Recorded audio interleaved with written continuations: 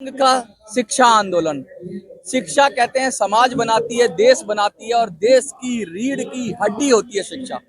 जिस देश में समाज शिक्षित नहीं होगा वो देश रसातल में जाता है। और अर्जक संघ कहता है कि समाज में जब समता की भावना चाहिए, सबको समान अवसर चाहिए, तो शिक्षा में भी समान अवसर होना चाहिए, शिक्षा समान होनी चाहिए। इसी विषय को लेकर लगातार ये लड़ रहे हैं और ये लड़ाई अभी नहीं है, बहुत पुरानी लड़ाई है और इसको दशकों हो गए इस लड़ाई को लड़ते हुए।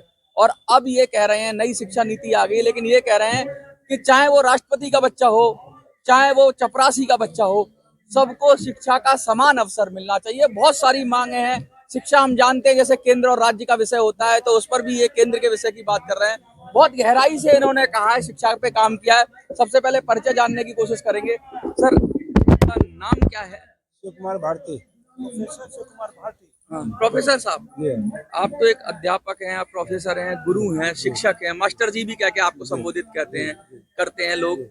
इतना बड़ा आपने बीड़ा उठा लिया, ये तो पूरा क्रांति हो जाएगी, तो पूरे देश में क्रांति हो जाएगी, क्योंकि सब कुछ जितनी समस्या है की जड़ तो शिक्षा ही है। पूरी पूरी सही समझता। तो क्या क्या आमूल चूल परिवर्तन चाहते हैं आप, जिससे कि मतलब एकदम एकदम ये तस्वीर बदल जाए? आर्यक संघ राष्ट्र का विकास देखना चाहता है और जो आज के राजनेता हैं वो राष्ट्रीय परिप्रेक्ष्य में कुछ नहीं करना चाहते, वो स्वयं अपने लिए सब कुछ कर रहे हैं।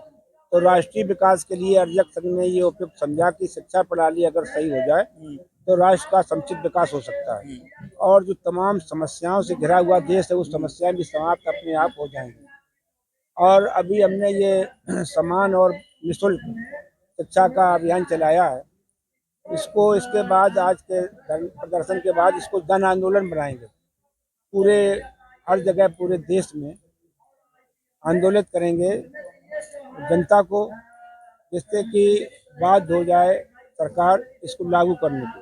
इसमें लागू करने में कोई कठिनाई नहीं है, ना कोई धन आड़े आ रहा सरकार को, लेकिन सरकार की मंशा दूषित है। सरकार करना नहीं चाहती क्योंकि वो चाहती कि हमें और जनता में फर्क बना रहा है।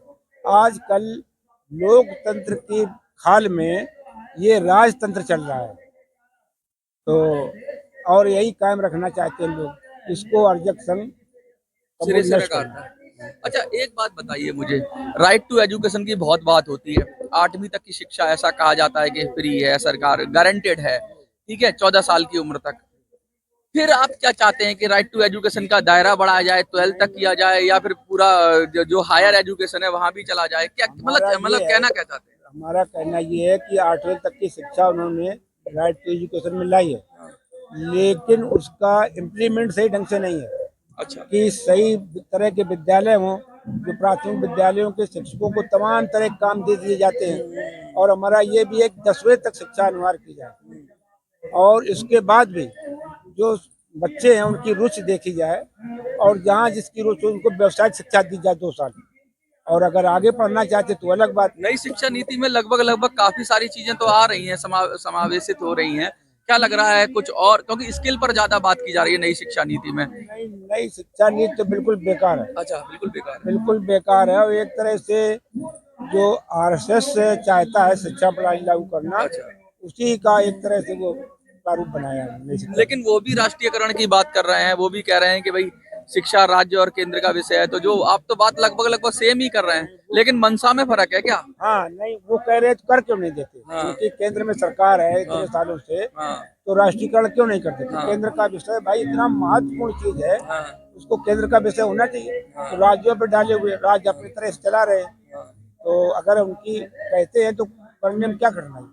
केंद्र को तो कोई कठिनाई नहीं। बोर्डों में आपस में खींचतान है, कहते हैं सीबीएसई बोर्ड अलग चलाता है पाठ्यक्रम, वो चलाता है, जो बाहर के बोर्ड है उनको बड़ा मुश्किल हो जाती है उनके यहाँ दिल्ली में एडमिशन लेने में। और कहते हैं सिलेबस भी अलग अलग है, बहुत सारी अनियमितताएं। तो क्या इससे भी फर्क पड़ता है? हाँ बिल्कुल बिल्कुल, कई तरह के बोर्ड चल रहे हैं हाँ, और जब प्रतियोगी परीक्षाओं के पेपर सेट किए जाते हाँ। हैं तो ज्यादातर केंद्र से सीबीएसई बोर्ड के लोग उसको सेट करते हैं। तो राज्य पिछड़ जाते हैं इसमें। हाँ, तो अपने वो सिलेबस से ले लेते हैं, हाँ, तो राज्यों का सिलेबस नहीं होता है, हाँ। तो वो लड़के प्रतियोगी परीक्षाओं में नहीं आ पाते। बहुत सारी बातें, कुछ और कहना चाहेंगे आप? कहना यही चाहते हैं कि हम तो पूरा इसको जन आंदोलन बनाना चाहते हैं, जनता आंदोलित हो जाए तो आने वाली पीढ़ियों का विकास होगा, राष्ट्र का विकास होगा और बहुत भव्य राष्ट्र बनेगा। सर मैं आपसे बात करना चाहता हूँ कुछ। देखिए बहुत सारी आप तो कोर्ट में भी प्रैक्टिस करते हैं और सुप्रीम कोर्ट तक आपकी पहुंच है। कानूनी रूप से कैसे इसको इम्प्लीमेंट करेंगे, क्योंकि राइट टू एजुकेशन की बात हो रही है, तो उसमें क्या इम्प्लीमेंटेशन, क्या मतलब इसमें सुधार होना चाहिए, क्या इसमें और चीजें जुड़नी चाहिए? पहली बात तो शिक्षा एक फंडामेंटल राइट है आर्टिकल 21 में, और फंडामेंटल राइट्स होने के नाते देखिए जिस तरह संविधान में समता समानता की बात कही गई है, गांव के स्कूलों में किताबें अलग पढ़ाई जाती हैं, कस्बों में या दूसरे राज्यों जिलों में अलग पढ़ाई जाती हैं, दूसरे राज्यों में अलग पढ़ाई जाती हैं, और अलग अलग बोर्ड्स हैं। तो जब अलग अलग किताबें पढ़ेंगे तो अलग अलग किताबें पढ़ने से सब में समान तो ज्ञान तो होगा नहीं, वहाँ वो सुविधाएं नहीं हैं। 1833 के पहले लॉर्ड मैकाले की शिक्षा के पहले भारत की जो शिक्षा थी व्यावसायिक शिक्षा थी, रोजगार परक शिक्षा थी। तो यहाँ कोई अनएम्प्लॉयमेंट नहीं था। यहाँ घर से ही ट्रेनिंग दे जाते। यहाँ डिग्री कितनी भी ले लो, जैसे मैं हूँ 8 विश्वविद्यालय में पढ़ा हूँ, PhD डीलिट किया हूँ, JNU से डीलिट किया हूँ, लेकिन मुझे प्रोफेसर तक में इंटरव्यू तक नहीं बुलाया। इंटरव्यू तो देने तो चाहिए। मैं फर्स्ट डीलिट हूँ JNU से, उसके बाद ही तो ये हालत है। मैं फौज में अफसर रहा हूँ, मैं 88 में फाइटर पायलट में सेलेक्ट हुआ था, और इन्होंने मेरे साथ में बड़ी ज्यादती करी। उसके बाद मैंने नेशनल सिक्योरिटी पे 93 में PhD कर डाली। मेरी 3 किडनी से दो निकाल ली, एक किडनी में जिंदा हूँ 88 से, और तमाम सारी बीमारियां कर दी नेग्लिजेंसी से। फिर मैंने PhD कर डाली नेशनल सिक्योरिटी पर। तब मैंने सरकार को सुझाव दिया higher defence organisation, higher defence management पर, जो सरकार का बजट है अभी उस समय 0.80 GDP था, अब 1.3 GDP है। हमने कहा सरकार अगर 3% GDP कर दे तो जितने भी देश में बेरोजगार हैं 10वें 12वें और इंटरमीडिएट BA MA PhD तक सबको बेरोजगारी का भत्ता मिल सकता है अन्य विदेशों की तरह, या तो रोजगार मिले, लेकिन सरकार करना नहीं चाहती। हमने कहा था कि हमने फार्मूला बताया था कि डिफेंस का इस सिस्टम को इस तरह कर दिया जाए, अंग्रेज सिस्टम हटा दिया जाए तो 35 से 40% बजट यहाँ पर बच सकता है, देश के विकास में लगाया जा सकता है। ये आजकल कोई वैज्ञानिक शिक्षा नहीं है। अगर US और UK की किताबें देख लो तो वो किताबें वहाँ कक्षा 6-7 में पढ़ाई जाती हैं, वो हमारे यहाँ BSc में पढ़ाई जाती हैं, वहाँ डायरेक्ट BSc के बाद PhD होती है। हमारे MSc भी है, लेकिन वो किताबें हमारा बच्चा BSc में पढ़ता है, तो वही किताबें जो हमारे बच्चे शुरू में दूसरी किताबें पढ़ाते रहते हैं, जिसका कोई औचित्य नहीं है। तो इसीलिए हमारे देखिए आजादी के 77 ईयर बाद हमारे भारत कोई नोबेल पुरस्कार नहीं लाए। इतने IITs हैं, इतने इंस्टीट्यूशन बड़े बड़े हैं, बड़ी बड़ी बातें करते हैं, विश्व गुरु की बात करते हैं, एक नोबेल पुरस्कार क्यों नहीं आया? क्योंकि इनमें दोष है। ये सब देख के काम करते हैं। तिलक वाला तिलक को देखता है, मूछ वाला मूछ को देखता है, तराजू वाला तराजू, लेखनी वाला लेखनी देखता है, देख लेता कौन सी जाति का है क्या नहीं है, उसी हिसाब से वो बिहेव करते हैं। छोटे छोटे गुट बने हुए हैं। IIT की बात बता रहा हूँ, IIT में प्रोफेसर एनर्जी स्टडी में प्रोफेसर मिश्रा था, हेड ऑफ डिपार्टमेंट की मीटिंग थी आज से 10 साल पहले की बात बता रहा हूँ। तो वो कह रहा है कि SC ST के बच्चों को पढ़ने नहीं देंगे, उनको फेल करते रहो, अगर कोर्ट के थ्रू जाएंगे डिग्री दे देंगे लेकिन पढ़ने नहीं देंगे। ये देशभक्त लोग हैं। ये सोच बहुत खराब है। इस तरह के गद्दार लोगों को नौकरियां दे रखी है, इस तरह की सोच वालों को नौकरियां दे रखी है, तो शिक्षा का कैसे विकास होगा, देश का विकास कैसे होगा? हमारा मतलब सिर्फ यही है कि देखिए मैं फौज में था तो हमारे बच्चों ने सेंट्रल स्कूल की CBSE बोर्ड से पढ़ा, लेकिन वही हम गाँव से पढ़े हैं तो हमने प्राइमरी स्कूल में अलग शिक्षा पढ़ी, तो उनकी शिक्षा हमारी शिक्षा में धरती आसमान का अंतर है। पहले तो एक ही शिक्षा होना चाहिए, एक ही शिक्षा होना चाहिए, एक ही सिलेबस होना चाहिए। एक ही जब सिलेबस होगा तो कोई दिक्कत नहीं पड़ेगी बच्चों को कंप्लीट करने में। और उनको जो है जिस तरह विदेशों में यूरोपियन कंट्री में बच्चा 10 पढ़ लेता है तो उसको जॉब दे दिया जाता है, जॉब करिए नहीं तो आप अनएम्प्लॉयमेंट भत्ता लीजिए। यहाँ भारत में ऐसा कुछ नहीं है, यहाँ प्रदर्शन करने जाते हैं अपने लट बजा देती है। PhD करके भी बेरोजगार है। PhD डीलिट किए हूँ, मुझे लोगों ने नहीं घुसने दिया, मेरी वाइफ को इंटरव्यू नहीं रिजेक्ट कर दिया। कल भी प्रदर्शन कर रहे थे लोग, ऐसी पॉलिसी है, पेपर लीक होता है, तमाम तरह की। इस तरह इन्होंने अपना सिस्टम अपने लोग बिठा रखा है। जैसे प्रोफेसर विनय पाठक है, महाकरप्टेड आदमी है, इग्नो के VC बनने उसका कहीं नाम नहीं था, लेकिन नाम डलवा लिया। वो व्यक्तिगत तो खैर व्यक्तिगत नहीं है, वो आदमी वहाँ आकर भी करप्शन करेगा, उस पर जांच चल रही CBI वगैरह, वैसे लोगों का जांच चल रही है, उसको पनिशमेंट भी मिला है, लेकिन वो व्यक्ति यहाँ पर उसने अपना VC में जुगाड़ लगा लिया, जबरदस्ती नाम डलवा दिया, तो वो बैठ कर यही काम करेगा। मतलब सिफारिशें चलती हैं, आपके सिफारिशें चलती हैं। वो खुद PhD नहीं था, नकली PhD उसने जमा करी है, समझे, नकली PhD VC बना बैठा है। सही आदमी को मौका भारत में नहीं मिल रहा है। सही मौका तब मिलेगा माननी जब समान शिक्षा होगी और समानता से पेश किया जाएगा, रोजगार परक शिक्षा होगी, लोगों को बराबर ट्रीट किया जाएगा। अगर सरकार देश का बजट में 3.2% जीडीपी शिक्षा पर ला दे तो देश में जितने गैर मतलब अनएम्प्लॉयड हैं उनको बेरोजगारी भत्ता भी दिया जा सकता है, 6,000 7,000। लेकिन बजट ज्यादा होने से शिक्षा में कैसे बदलाव होगा? इंफ्रास्ट्रक्चर भी बजट दूसरी जगह एडजस्ट किया, जीडीपी की मैं बात कर रहा हूँ। अच्छा, जीडीपी। जीडीपी में ग्रॉस डोमेस्टिक प्रोडक्ट, हाँ। आप अलग अलग एलोकेशन करते हो तो 0.1 सब जगह काट दो, उसको शिक्षा में डाल दो, शिक्षा में डाल के किया जा सकता है। इच्छा की शक्ति की जरूरत है ना, इच्छा शक्ति की जरूरत है। हमारी को सुनने वाला नहीं है, हमारी को सुनने वाला नहीं है। इसीलिए अभी जल्दी से ही हम ये जैसे इन्होंने कहा है इसमें क्वालिटी ऑफ एजुकेशन नहीं है, बच्चों को पास कर दिया जाता है। क्वालिटी ऑफ जब एजुकेशन नहीं है तो बच्चे आगे क्या कर पाएंगे?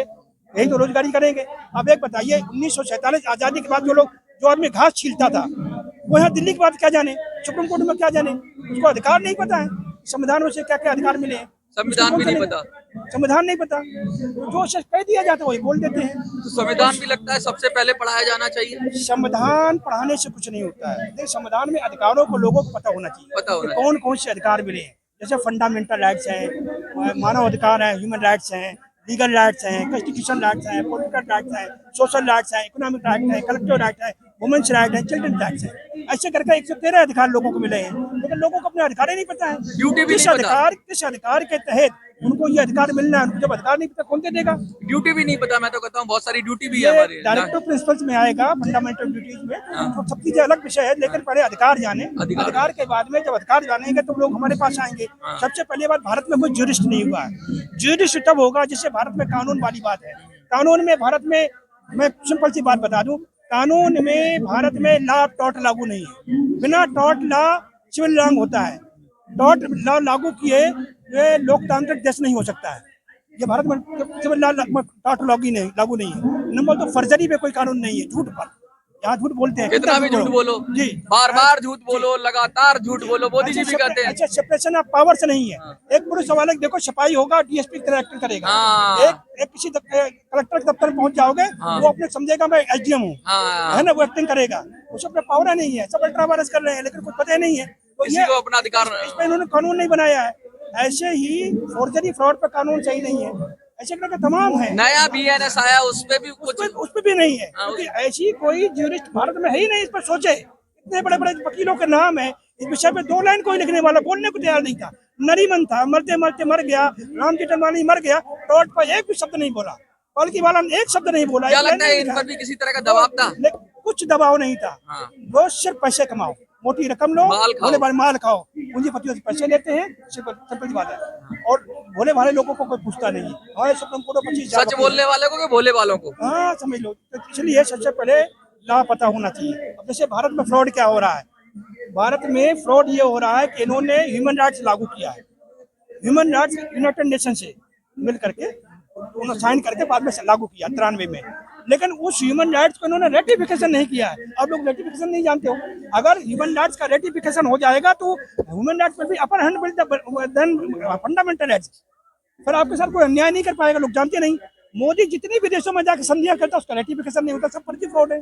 बिना रेटिफिकेशन हुए पार्लियामेंट में कोई भी चीज पारित होती है, साइन होता है, कुछ भी होता है, वो तो बोगस है, फर्जी है, बेकार है। लेकिन देश को मूर्ख बनाया जा रहा है, इससे ये हो गया, उससे हो गया, हम यहाँ हो गए, वो संबंधी बड़े बड़े करके सब हो रहा फ्रॉड। उसी की तरह बहुत बड़ा फ्रॉड हो रहा है, उसको कोई जांच करने वाला नहीं है।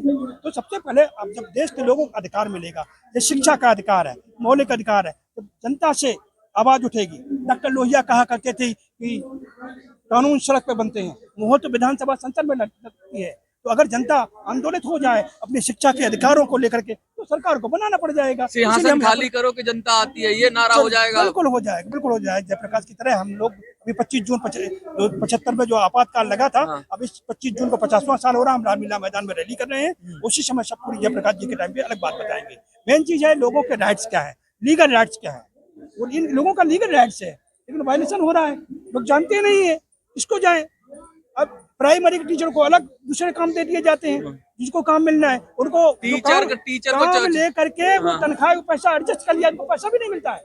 पैसा मिल टीचर को चुनाव में लगाया जाता है। बच्चे पढ़ाएगा क्या, पढ़ाते नहीं है। और पढ़ाते जो उसने काम किया उसका पैसा भी नहीं मिलता। हाँ। ये पैसा जो अधिकारी खा लेते हैं, गवर्नमेंट का पैसा खाया जा रहा है, लेकिन ठेके पे चल रहे हैं सारा। सब चल रहे सब। जैसे उत्तर प्रदेश की बात बता दूं, उत्तर प्रदेश में सोसाइटी एक्ट के आधार पर स्कूल बने 1974-75 में इन्होंने कर दिया। तो ये सोसाइटी एक्ट पर स्कूल बन गए, टीचर भर गए, ऐड मिल गई, ऐड मिलने के बाद जो टीचर थे रिटायर्ड हो गए, भर्ती नहीं हो रही है। आप समझ लीजिए, आप जाइए किसी भी इंटर कॉलेज में एक आध टीचर होगा जो परमानेंट होगा, बाकी सब बैठा 1000, 2000, 4000 पढ़ा रहे हैं। इस शासन से पढ़ा रहे हैं कि परमानेंट हो जाएंगे। हमें हो सकता है सरकार जगह निकाले, हमको चाहिए अनुभव हो जाए। 2-4 हजार पे पढ़ा रहे हैं और वैकेंसी निकल रही है। तो बताइए ऐसी शिक्षा का लोग क्या करेंगे? जो लोग पढ़े लिखे हैं, जो कुछ देश के लिए कंट्रीब्यूशन कर सकते हैं, उनका कोई योगदान इसीलिए ट्यूशन माफिया बढ़ रहा है, इसीलिए कोचिंग सेंटर बढ़ रहे हैं। ट्यूशन माफिया, कोचिंग सेंटर बढ़ रहे हैं, लोग इसमें अंधी कमाई कर रहे हैं। मेरी बात वही है। बहुत गहरी बात है। पॉलिसी की बात कर रहे हैं, पॉलिसी के साथ इम्प्लीमेंटेशन की बात कर रहे हैं, इम्प्लीमेंटेशन के साथ रेक्टिफिकेशन की बात कर रहे हैं, कानून की बात कर रहे हैं, हक और अधिकार की बात कर रहे हैं, और इन सबसे बढ़कर शिक्षा की बात कर रहे हैं। क्योंकि जब तक शिक्षित नहीं होगे, अपना हक और अधिकार ले नहीं पाओगे, जान नहीं पाओगे। पहले जानो तभी तो लड़ोगे। अगर दिशा ही नहीं होगी, अगर लड़ने के लिए क्षमता ही नहीं होगी, शिक्षित नहीं होगे, तो फिर गुलाम बने रहोगे, और फिर आजादी कोई आजादी नहीं है, फिर तो ये गुलामी है। क्योंकि शिक्षा है ना, आपको आजाद करती है। आपको क्या लगता है कि इस आंदोलन को और आगे बढ़ाना चाहिए, इनका साथ देना चाहिए, सहयोग देना चाहिए? तो कमेंट में लिखिए, देखते रहिए।